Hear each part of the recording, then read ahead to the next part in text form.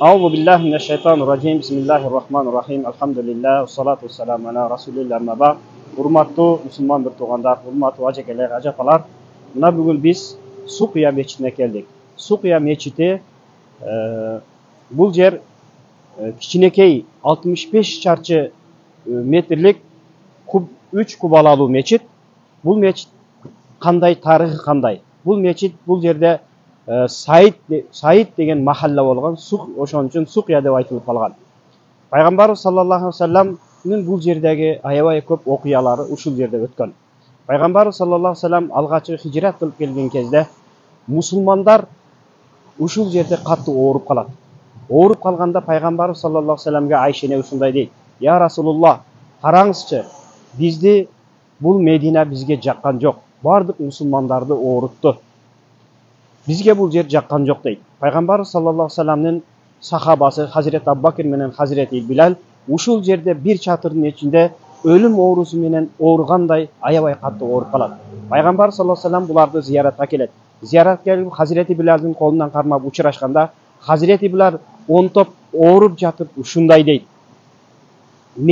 Mekke'nin tunuk sularından içen bi? Mekke'nin jaşıl çöplerinde jürön bü? Ey Kaaba, ey Mekke, seni dagı bir jolu körömü dep bir jagdan iylap jatıp, köz yaşını togup iylap jatıp, ontop uşul ırlardı ırdap jatты deydi. Peygamber sallallahu aleyhi ve sellem Hazreti Bilal'di ziyaret kılgandan keyin Hazreti Abbakır'a barat. Hazreti Abbakır'ın kolundan karmaydı. Hazreti Abbakır dagı tili sözgө kelbesinden ontop ayabay katı orup jatkan ele. Peygamber sallallahu aleyhi ve sellem oşol jerdegi bardık sahabalardı ziyaret kılat dagı. Andan keyin siz körüp turgan bu Masjid-i Suqya'nın janına kelet.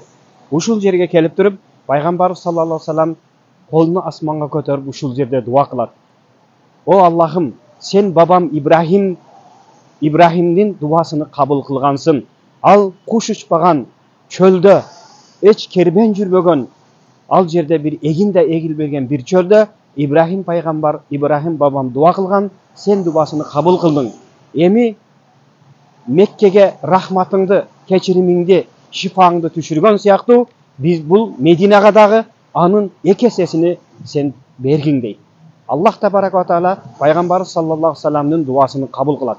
Андан кийин Пайгамбар саллаллаху алейхи ва саллам ушул жерде Мединеде жүргөн кезде бир жака сапарга чыга турган болсо, ушул жерден сахабалар келип коштошот эле, кайра сапардан келгенде ушул сиз көрүп турган мечиттин жанында Пайгамбар саллаллаху алейхи ва салламды күтүп алат эле. Пайгамбар саллаллаху алейхи ва салламдын дагы экинчи немеси хижраттын экинчи жылында Бадыр согушуна даярданыш үчүн Пайгамбар саллаллаху алейхи ва саллам мусулмандарды ушул жерге алып келип чогулткан. 313 мусулман, алардын арасында 11-12 жаштагы жаш балдар да бар эле.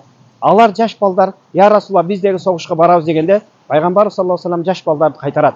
Бирок алардын ичинде bir жаш бала бар эле.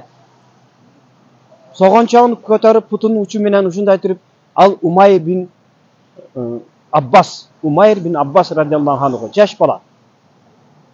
"Ya Rasulullah, men baramın, men bulardan boyum uzun, küreşken bolsam men buların barını jıgıtamın" deydi. Peygamber sallallahu aleyhi ve sellem Said bin Abu Waqqas'ın inisi Said'ga uşunday deydi. "Sen inin Umayr'ın beline kılıçты bayla" dep Peygamber sallallahu aleyhi ve sellem ruhsat beret. Andan keyin bular soğuşka ketet. Soğuşta Badır soğuşuna barıp janagı Umayr bin Abbas kafirlerin kolundan şehit bolat. Peygamber sallallahu aleyhi ve sellem kayıtıp gelgende dagı uşul жерге kelet, uşul yerde musulmanlar tosup alıp Peygamber sallallahu aleyhi ve sellem janagı Umayr'dın ölgönünü ata-enesine jana musulmandarga uğzat. Hurmatlı musulman bir tuğan, çındığında karağızlar, bul meçittin özünün bir Peygamber sallallahu aleyhi ve sellem'nin uşul yerde kançalagan ömrünü ötkörgön bir andan da köp kenen tarixi var. Peygamber sallallahu aleyhi ve sellem Badır'dan kaytkanda Medine'dagi munafıklar, kafir munafıklar Muhammed öldü, musulmanlar jеңildi деген kabar tarqatat.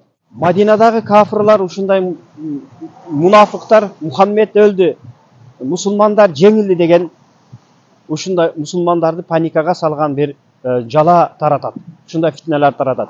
Peygamber sallallahu aleyhi ve sellem bul munafıklardan jalasını aldın ele bilgen bolçu. Haris bin Zeyd degen sahabasın, Zeyd bin Haris degen sahabasın özünün seldesini giygizip, Zeyd'e özünün seldesini giygizip, төбөсүн мингизип аны Бадырдан алдыңыраак жөнөтөт. Ал алдын келип көчөдө мусулман Медина көчөлөрүндө мусулмандарга Мухаммед пайгамбар саллаллаху алейхи ва саллям өлгөн жок, мусулмандар жеңишке жетишти дейт.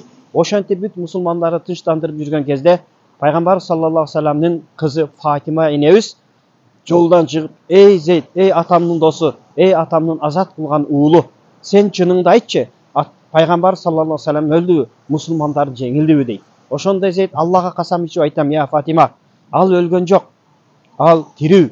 Мусулмандар жеңишке жетти. Мусулмандардан болгону 14 сахаба, 14 мусулман өлдү. Кафырлардан 70 өлдү, жана кафырлардын ошол кездеги лидерлери, башчылардан дагы каза болду дейт.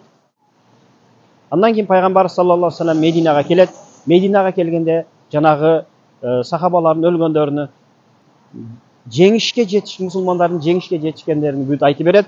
Калган келгенде дагы ушул сиз көрүп турган мечитте пайгамбар саллаллаху алейхи ва салламдын мусулмандар менен кайра жолугат. Эми азыр карап турсаңыз, бул жерде мына поезд курулган, темир жол бекети ушул жерге курулган.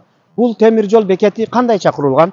Бул темир жол бекетини Осман халифатынын Абдулхамид II падышалык болуп турган кезде ушул темир жолду курган. Темир жолду эмне үчүн бул жерге курган?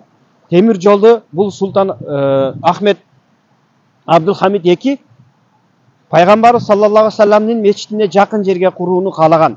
Бирок поезддин үндөрү, поездден чыккан түтүндөр пайгамбар саллаллаху алейхи ва салlam мечитин кирдетпесин, үндөрү пайгамбар саллаллаху алейхи ва салламга бир тынчтык бербей калат деген ниет менен ушул жерге эмне кылган?